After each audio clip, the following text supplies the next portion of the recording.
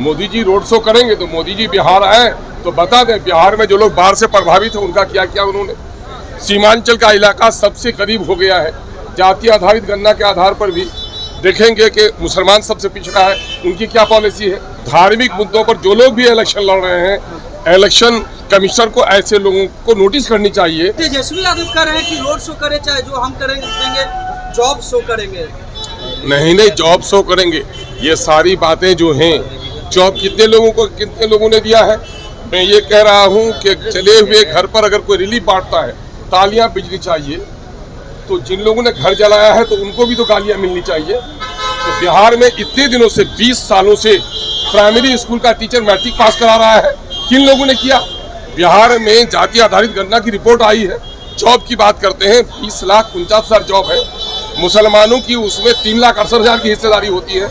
1,73,000 सिर्फ उनको नौकरी मिली है।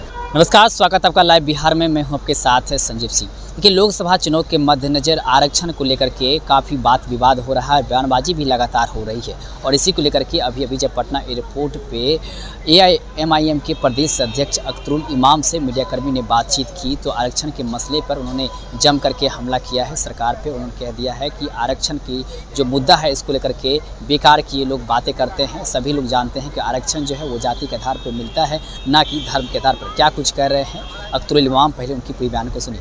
विवाद बढ़ता जा रहा है, कैसे देख रहे हैं आप? ये बेबुनियाद लड़ाई पैदा कर रहे हैं लोग। बीजेपी क्योंकि तमाम तर मुद्दों में नाकाम हो गई है, इसलिए बगैर नफरत के इनकी गाड़ी आगे नहीं बढ़ रही है। चूँकि इस मुल्क में आरक्षण का नियम है और आरक्षण जाति के आधार पर, उसकी सामाजिक, उसकी शैक्षणिक स्थिति के आधार पर दी जाती है, धर्म के आधार पर नहीं दी जाती है। लेकिन धर्म के आधार पर आरक्षण की बात कह करके भारतीय जनता पार्टी लोगों को दिग्भ्रमित करती है और दूसरे लोग भी इसको हवा देने का काम कर रहे हैं। इलेक्शन, आज मोदी को इलेक्शन लड़ना चाहिए कि पिछले 10 सालों में उसने देश के लिए क्या किया।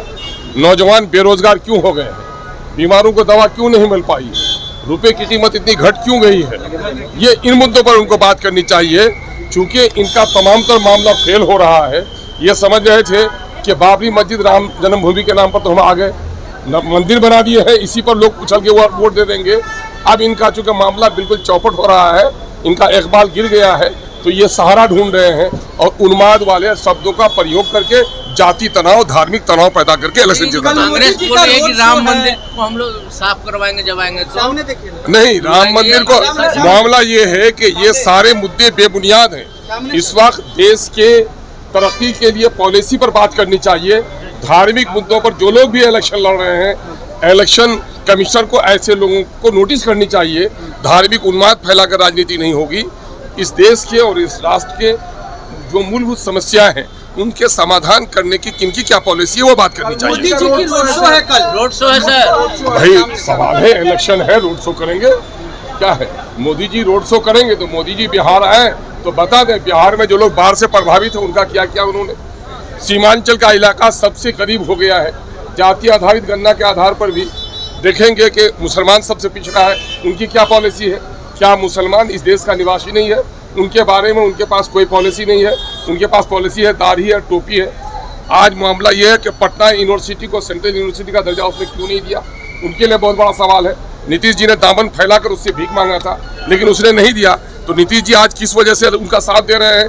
ये सारे लोग गद्दी से प्रेम करते हैं, बिहार की जनता से न्याय करने के लिए कोई तैयार नहीं है। रोड शो कर ले या लोगों के जाके प्रणाम पाती करें, बिहार की जनता ऐसे लोगों को सबक पढ़ाएगी। लेकिन तेजस्वी यादव कह रहे हैं कि रोड शो करे चाहे जो हम करेंगे, जॉब शो करेंगे।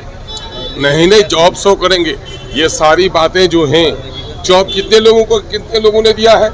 मैं ये कह रहा हूँ कि चले हुए घर पर अगर कोई रिलीफ बांटता है, तालियां बिजली चाहिए, तो जिन लोगों ने घर जलाया है तो उनको भी तो गालियां मिलनी चाहिए। तो बिहार में इतने दिनों से 20 सालों से प्राइमरी स्कूल का टीचर मैट्रिक पास करा रहा है, किन लोगों ने किया।